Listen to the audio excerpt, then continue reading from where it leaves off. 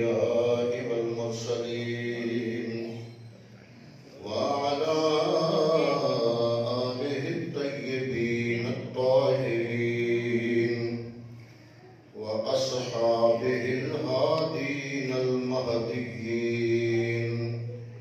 وعلماء ملته الراشدين وأولياء أمته الكاملين أما بعد فأعوذ بالله من الشيطان الرجيم بسم الله الرحمن الرحيم اهدنا الصراط المستقيم صراط الذين أنعمت عليهم غير المغضوب عليهم ولا الضالين.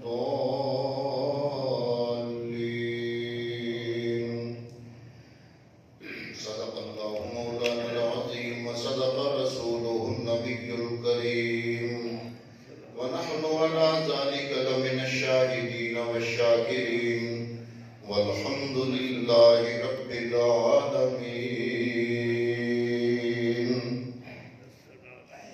انتہائی قابل قدر قابل عزت حاضرین و سامعین، اللہ رب العالمین نے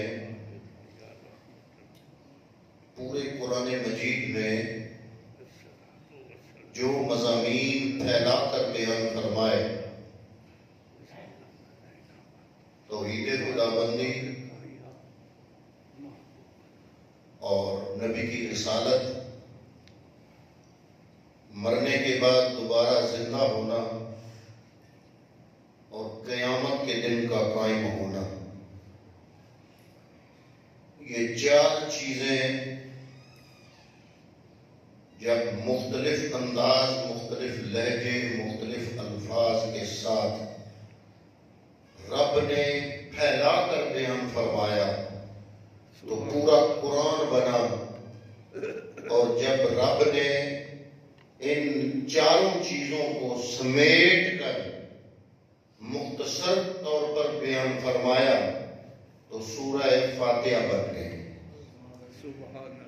سورہ فاتحہ میں اللہ نے یہی چار عنوان جو پورے قرآن میں پھیلا کے بیان فرمائے، مختلف لہجے، الفاظ، انداز بدل بدل کے جب سمیٹا تو پورے قرآن کے یہ چاروں مضامین سمٹ کر سورہ فاتحہ کی صورت میں سامنے آ گئے.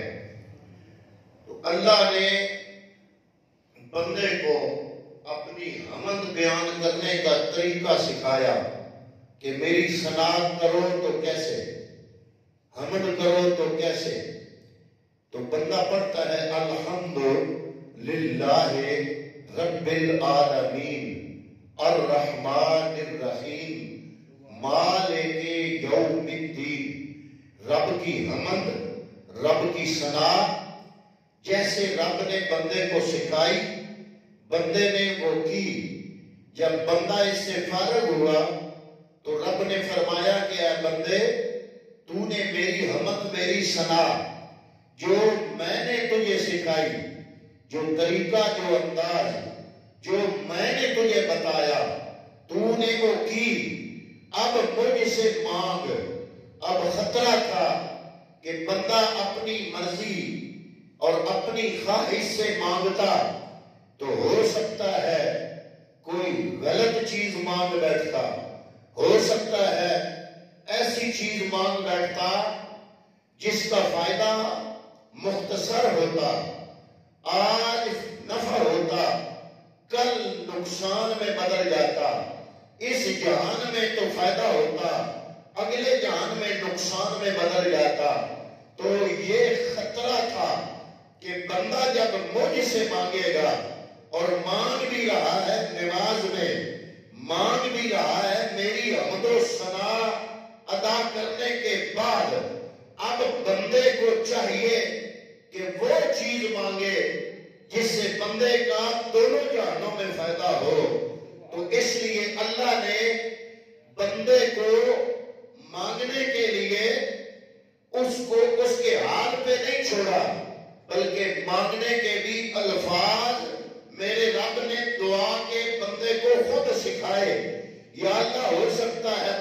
مجھ سے ایسا نفع مانگے جو آج تو نفع ہو کل کا نقصان ہو سکتا ہے ایسا نفع مانگے جس کا دورانیہ شاٹ ہو بعد میں نقصان ہو سکتا ہے ایسا نفع مانگے جس کا دورانیہ صرف اس جہان میں ہو اگلے جہان میں نقصان ہو.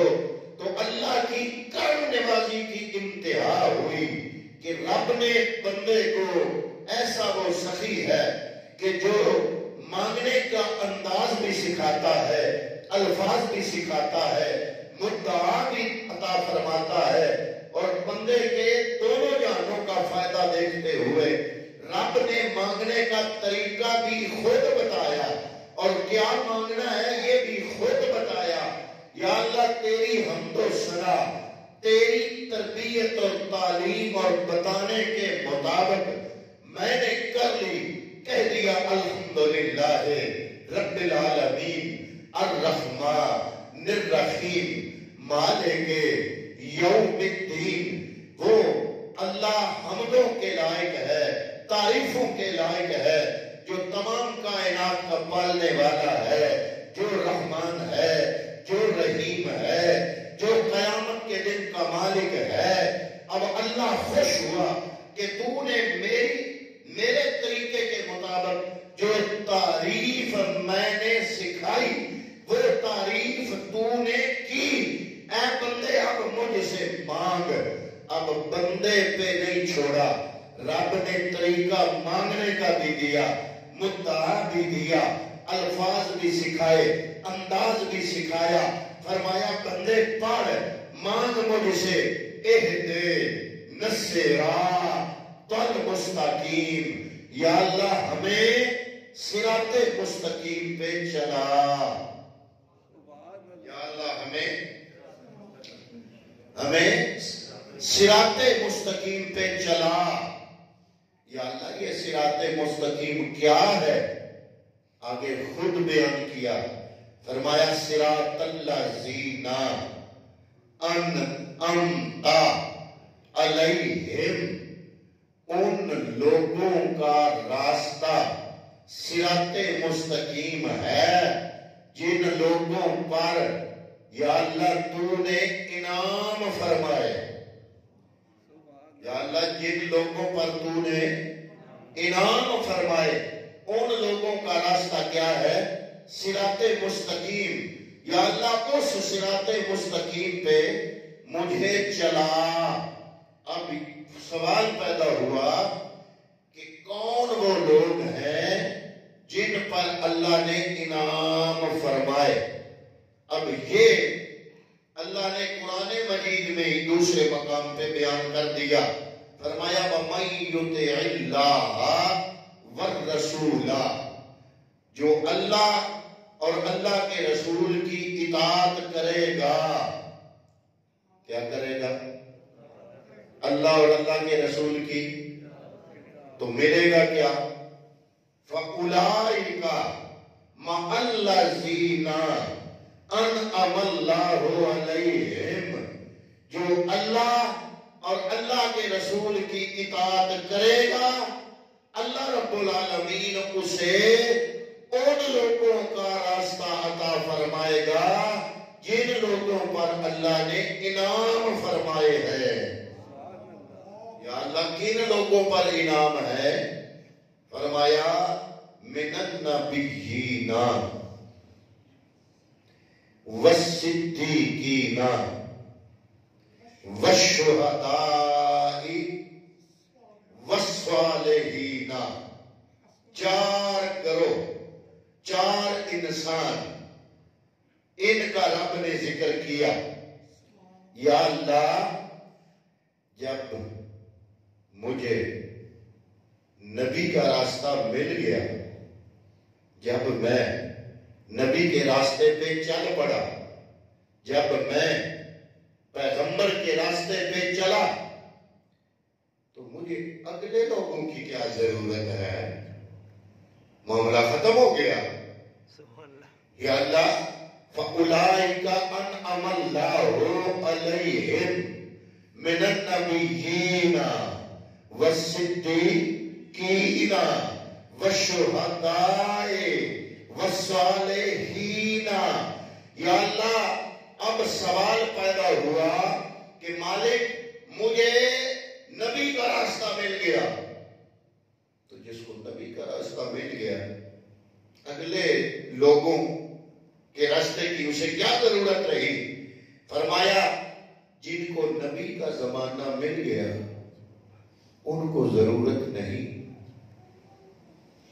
جو پیغمبر سے ملے، جو نبی کی محفل میں بیٹھے، جنہوں نے چہرہ وقتوا دیکھا، نبی کے سامنے حاضر ہوئے، جن کے سامنے قرآن اترا، ان کو تو ضرورت نہیں. اگر پیغمبر کا ہو گیا وصال، تو نے نبی کا زمانہ نہ پایا، تو فرمایا من النبیین والصدیق. نبی نہیں ملا تو صدیق تو ہے نا. جس کو نبی کا زمانہ مل گیا، نبی کی محفل مل گئی، اسے تو باقی تینوں کی ضرورت نہیں. نبی کا مل گیا، کام ہو گیا. فرمایا جن کو نبی کا زمانہ ملا، نبی کی محفل ملی، چہرہ وقتوا کا دیدار ہوا، ان کے لیے تو پہلا کرو اولئک انعم اللہ علیہم من النبیین والصدیقین والشہداء والصالحین.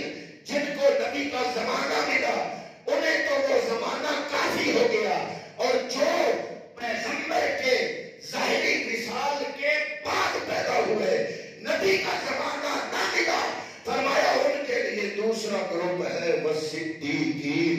نبی نہ ملا تو صدیق جو مل گیا. اب سوال پیدا ہوا نبی بھی نہ ملا، صدیق بھی نہ ملا، پھر کیا ہوا؟ رب نے فرمایا گھبراتا کیوں ہے؟ تیری ہدایت کے لیے میں رب نے خود ہی تو یہ 4 گروہ بنا دیے. نبی کا زمانہ نہیں ملا، صدیق کا زمانہ نہیں ملا، تو تیسرا گروہ بھی تو قرآن میں ہے والشہداء. تو شہداء کا راستہ اپنا دو. یا اللہ شہداء سید الشہداء امیر حمزہ ہوئے، مولا کائنات ہوئے، عمر بن خطاب ہوئے، عثمان غنی ہوئے، اور امام حسین ہوئے. ان کا زمانہ بھی اگر نہ ملے، یا اللہ مجھے حسین بھی نہیں ملا، حسین کی محفل نہیں ملی، امیر حمزہ نہیں ملے، ابو بکر کے بعد عمر فاروق نہیں ملے، عثمان غنی نہیں ملے، مولا علی نہیں ملے، یا اللہ اب میں کیا کروں؟ فرمایا گھبرانے کی ضرورت نہیں. پہلا گروہ تھا النبیین، دوسرا تھا والصدیقین، تیسرا تھا والشہداء. اگر تینوں نہیں ملے تو رب نے چوتھا گروہ بیان کیا، فرمایا والصالحین. اگر امام علی مقام سید الشہداء حضرت امام حسین نہیں ملے تو پھر صلحاء مل گئے، اولیاء مل گئے.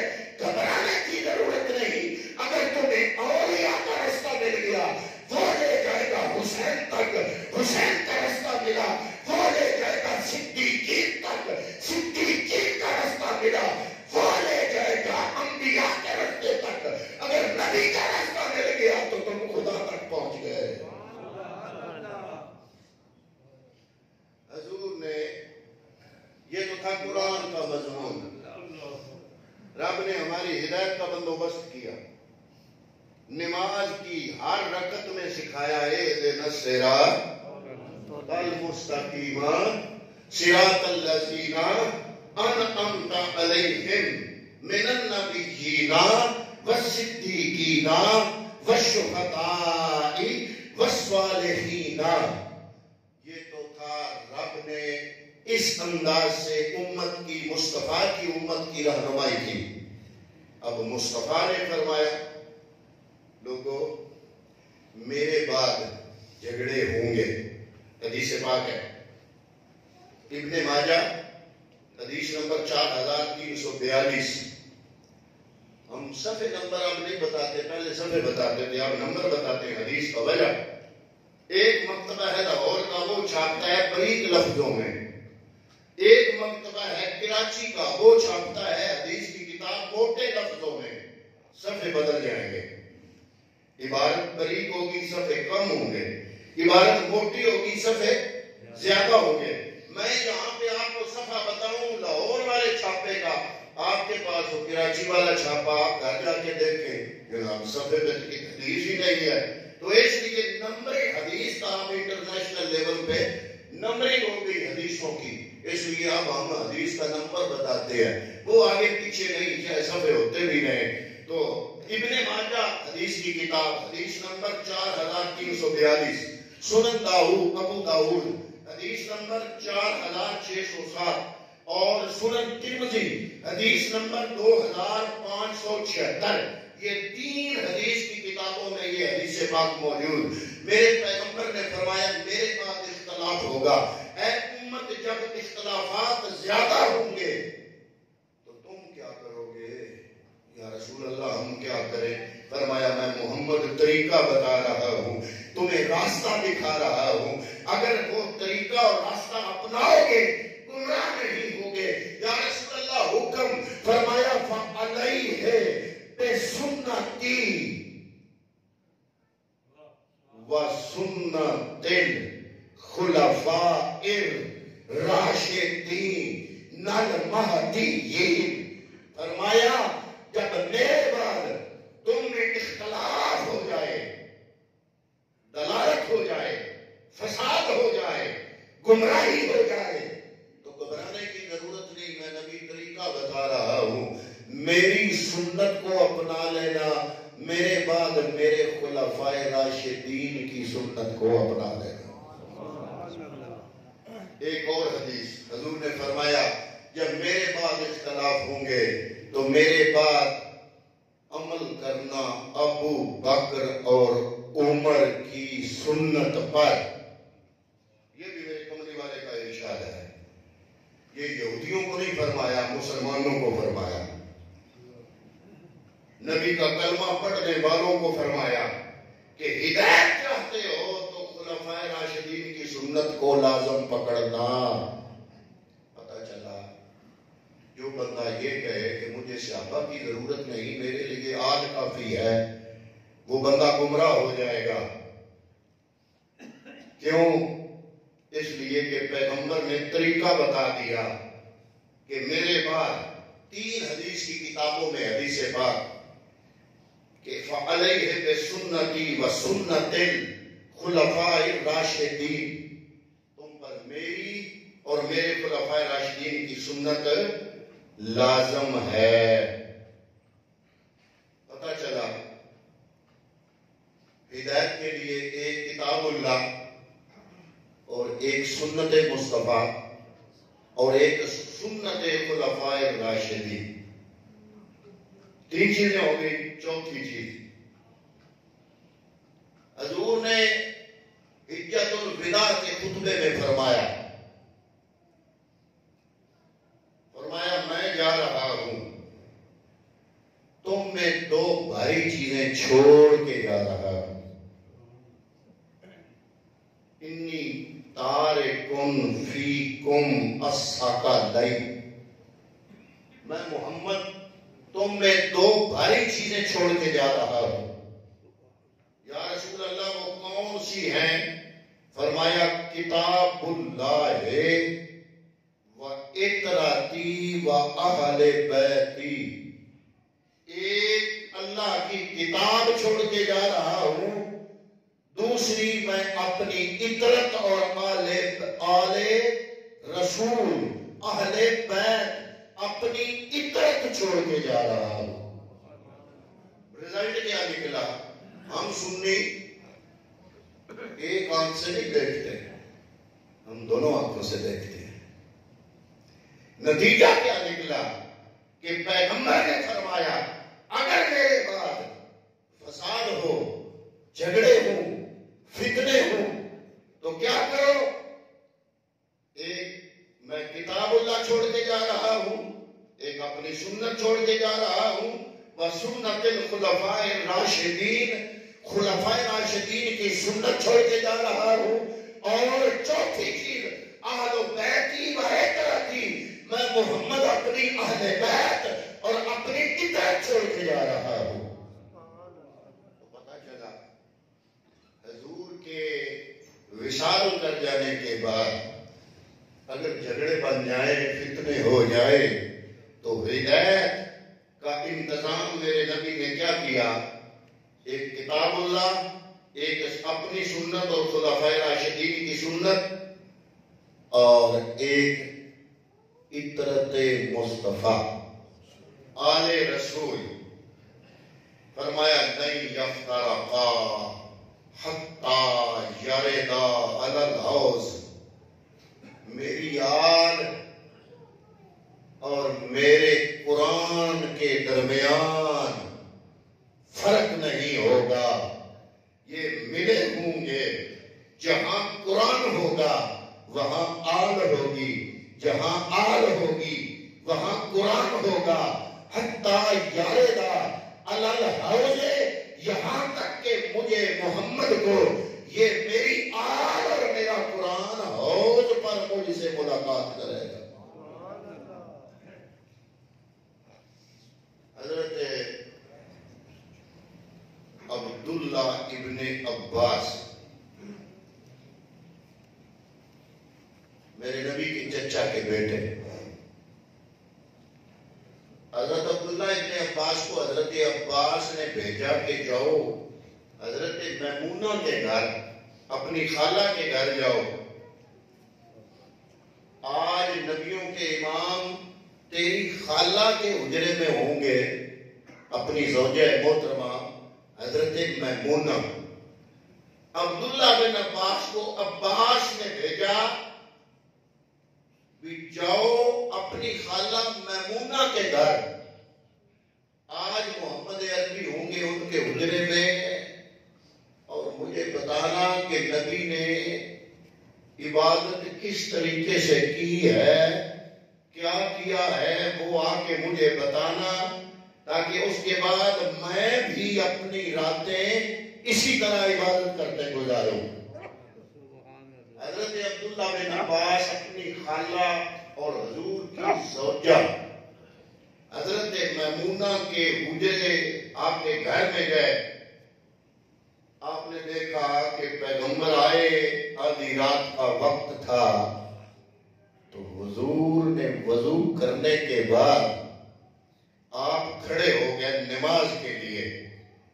عبداللہ بن عباس چھوٹے تھے، تو عباس نے عبداللہ کو بھیجا کہ خالہ کے گھر جا کے پیغمبر کا رات گزارنے کا انداز دیکھو کہ عبادت کیسے کرتے ہیں، واپس آ کے مجھے بتانا، پھر میں بھی رات کو ایسے عبادت کروں گا. جب حضور کا وصال ہوا، عبداللہ بن عباس کی عمر مبارک 13 سال تھی، لیکن اس وقت چھوٹے تھے. جب حضور نے رات کو نماز میں کھڑے ہوئے تو عبداللہ بن عباس بائیں طرف آ کے پیچھے کھڑے ہو گئے. حدیث پاک میں آتا ہے میرے نبی نے نماز پڑھتے پڑھتے بائیں طرف سے ہاتھ پیچھے کر کے عبداللہ بن عباس کے کان کو پکڑ کے برابر کھڑا کر دیا. یہ حدیث کے الفاظ ہے. نبی نے کان پکڑا، چچا کا بیٹا تھا، پیار بھی تھا، کان پکڑا، قریب کیا. جتنے تک حضور نے ہاتھ کان پہ رکھے رکھا وہ کھڑے رہے. جب حضور نے ہاتھ ہٹا کے پھر نماز میں باندھ دیے، وہ پھر واپس چلے گئے. جب حضور نے دیکھا پھر واپس چلے گئے، نبی نے پھر ہاتھ بڑھایا، عبداللہ بن عباس کے کان کو پکڑا تو برابر پھر کھڑا کر دیا. جتنے تک پیغمبر کا ہاتھ کان پہ رہا عبداللہ بن عباس کھڑے رہے. جب پیغمبر نے ہاتھ ہٹا کے پھر نماز میں باندھے، عبداللہ بن عباس پھر پیچھے ہو گئے. نبی نے تیسری مرتبہ پھر ہاتھ بڑھایا، کان سے پکڑا، برابر کھڑا کیا، بائیں طرف کھڑا کر کے پکڑے رکھا.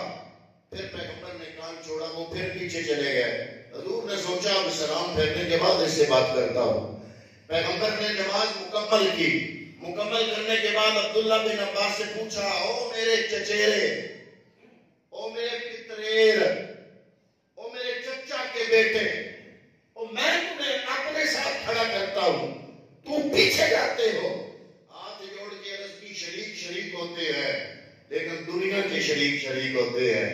یہ محمد مصطفیٰ کا چچیرا بھائی، ایک کے خاندان، اور یہ تو صداقت ہے میرے نبی کی، نبوت کی. وہ عرض کرتے ہیں، حضور کہاں آپ اور کہاں میں؟ دادا تو ایک ہے نا، دادا ایک ہے، لیکن وہ کہہ رہے کہاں آپ اور کہاں میں. ماں برابر نہیں کھڑا ہو سکتا. حضور نے کیا کیا؟ دعا دی. اللہ، وہ دعا صحیح مسلم شریف حدیث نمبر 6368، صحیح بخاری شریف حدیث نمبر 75 اور 3 اور مقامات پر بخاری میں یہی حدیث موجود ہے. حضور نے خوش ہو کے عبداللہ بن عباس کے ادب کو دیکھا تو حضور سے منہ سے جملہ نکلا، فرمایا اللہم فقہہ فی الدین وعلمہ التاویل. یا اللہ اس کو دین کی سمجھ بھی دے، اس کو قرآن کی تفسیر کا علم بھی عطا فرما.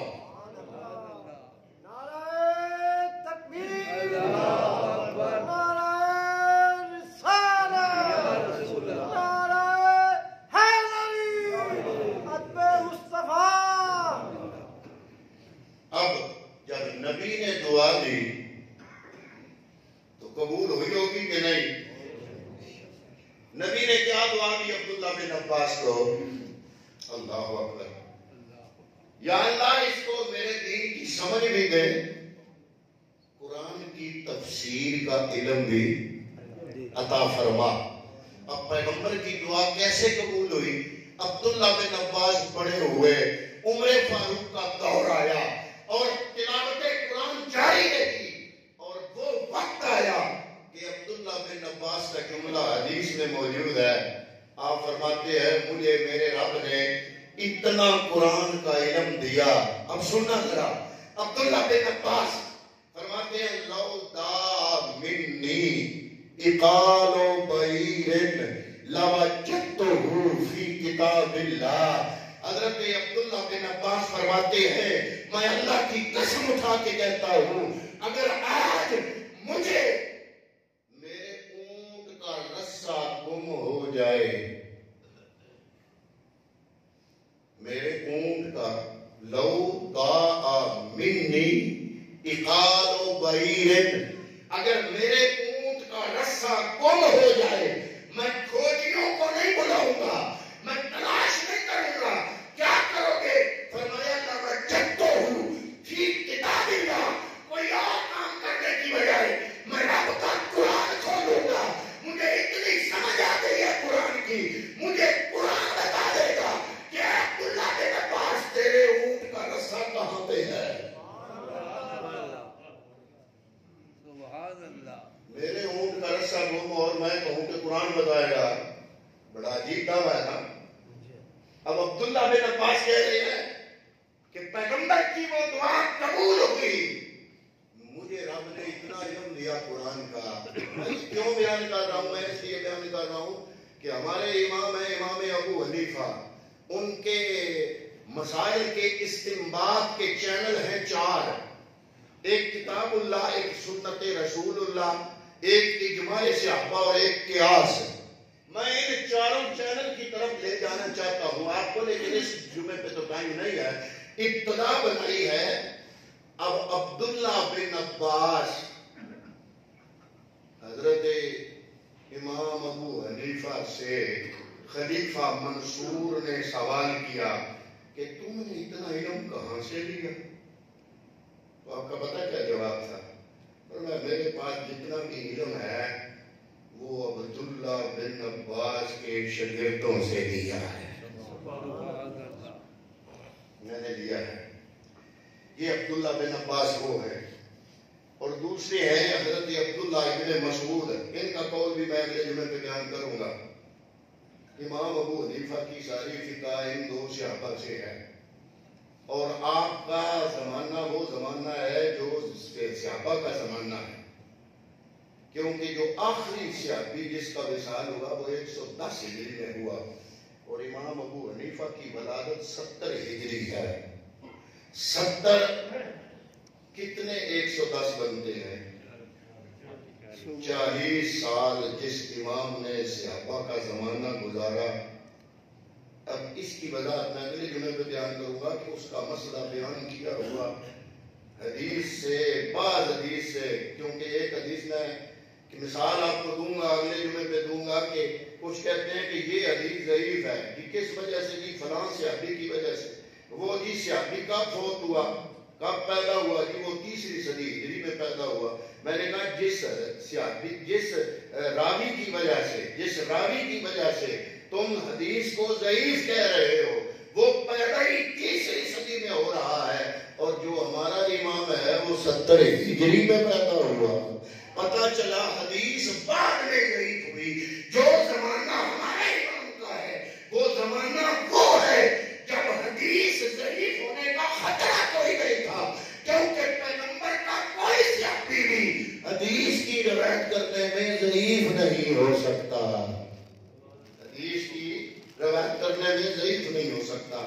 یہ 4 چینل ہیں، اور میں نے آپ کے سامنے یہ چیزیں رکھی کہ ہدایت کے لیے کیا ضروری ہے؟ کتاب اللہ، سنت رسول اللہ، سنت الخلفاء الراشدین، اور میری آل اور اہل بیت اور عطرت، اور یہ ماخذ ہے امام صاحب کی فقہ کے۔ دعا ہے اللہ رب العالمین ہمیں دین کی سمجھ عطا فرمائے۔ وما علیہ